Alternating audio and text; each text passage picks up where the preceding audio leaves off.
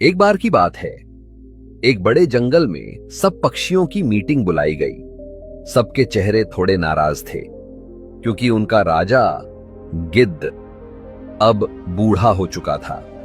वो ज्यादातर पेड़ पर उल्टा लटक कर सोते रहते थे, ना उड़ते थे, ना किसी की मदद करते थे। मोर बोला, भाइयों और बहनों, अब हमें नया राजा चुनना चाहिए। गौरैया बोली, सही कहा, हमारे राजा तो अब उड़ भी नहीं पाते।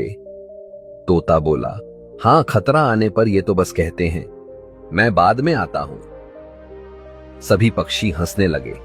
तभी हुदहुद नाम का पक्षी बोला, अगर नया राजा बनाना है तो कोई ऐसा हो जो समझदार भी हो और सबका भला सोच सके।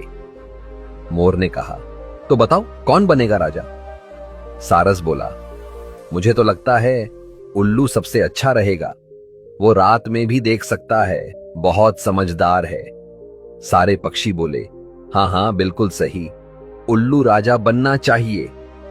और बस सबने मिलकर कहा, उल्लू महाराज की जय हो, उल्लू महाराज की जय हो।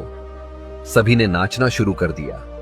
तोते ने फूलों की माला लाई, गौरैया ने गीत गाए और मोर ने अपने पंख फैलाकर झूमना शुरू कर दिया। पूरा जंगल उल्लू महाराज के स्वागत में नाचने लगा। थोड़ी देर बाद गिद्ध राजा वहां आए। उन्होंने देखा कि सब उल्लू की जय जयकार कर रहे हैं। उन्होंने पूछा, अरे ये सब क्या हो रहा है? मोर बोला, राजा जी, हमने नया राजा चुन लिया है। उल्लू महाराज, गिद्ध बोले, मगर मुझसे तो किसी ने पूछा भी नहीं। सारे पक्षी चुप हो गए। गिद्ध ने उदास होकर कहा, ठीक है, अब मैं चला, और धीरे धीरे उड़ गए। रात हुई और तभी जंगल में भयानक तूफान आ गया। पेड़ गिर गए, घोंसले टूट गए और सब पक्षी डर के मारे भागने लगे। वो सब भागकर नए राजा उल्लू महाराज के पास पहुंचे। महाराज, कुछ कीजिए, हमारा घर उड़ गया। उल्लू ने जम्हाई लेते हुए कहा, अभी तो रात है, सुबह देखेंगे। सब बोले, क्या अभी तो तूफान है? उल्लू बोला, मुझे रात में तो सब साफ दिखता है, पर अब आंखों में धूल चली गई, थोड़ी नींद ले लूं। और वो खर्राटे मारने लगा। सुबह सूरज निकला तो पक्षी फिर गए उल्लू के पास, पर उल्लू तो दिन में देख ही नहीं पाता था।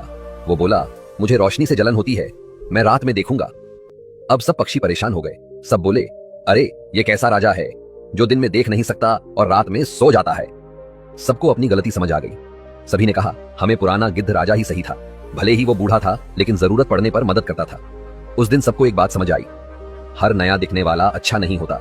कभी कभी पुराना ही सच्चा और भरोसेमंद होता है। कहानी की सीख, किसी को सिर्फ उसकी बातों या दिखावे से मत परखो, देखो वो काम कैसे करता है, क्योंकि असली समझदारी हमेशा काम से दिखती है, बातों से नहीं।